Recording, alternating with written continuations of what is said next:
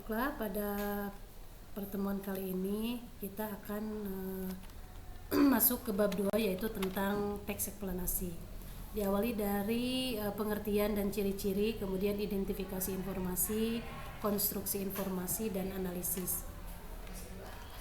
Pengertian dan ciri-ciri teks eksplanasi. Ciri-ciri teks eksplanasi adalah sebagai berikut. Yang pertama, strukturnya terdiri atas pernyataan umum, gambaran awal tentang apa yang disampaikan, deretan penjelas atau inti penjelasan, dan interpretasi atau pandangan atau simpulan. Yang kedua, memuat informasi berdasarkan fakta. Yang ketiga, memuat informasi bersifat keilmuan dan menjelaskan suatu kondisi atau fenomena. Teks eksplanasi adalah teks yang bertujuan untuk menjelaskan proses suatu fenomena alam dan fenomena sosial. Teks eksplanasi ditulis untuk menjawab pertanyaan bagaimana dan mengapa.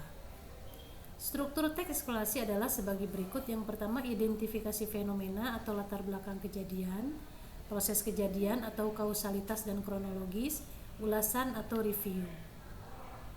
Identifikasi informasi dalam teks eksplanasi itu berupa fakta dan juga gagasan pokok. Fakta di sini, isi dari teks eksplanasi itu berupa hal-hal yang nyata dan juga berisi gagasan pokok, baik gagasan pokok yang menggunakan paragraf deduktif maupun paragraf induktif. Fakta adalah peristiwa atau kejadian yang sungguh-sungguh terjadi.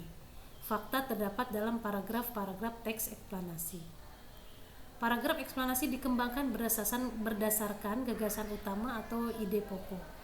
Gagasan utama adalah gagasan yang dijadikan dasar dalam mengembangkan kalimat.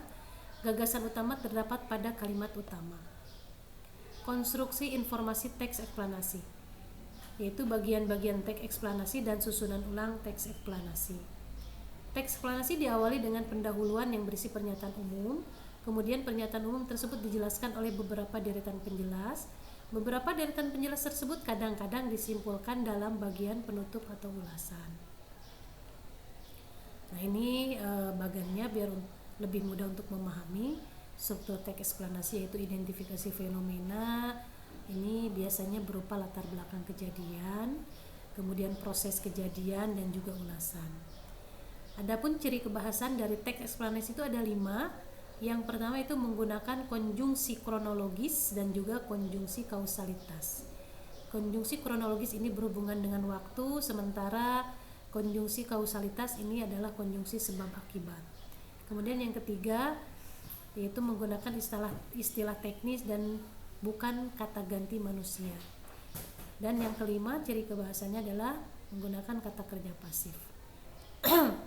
Untuk pola pengembangan dalam teks eksplanasi itu ada 2, yaitu pola pengembangan sebab akibat dan pola pengembangan proses.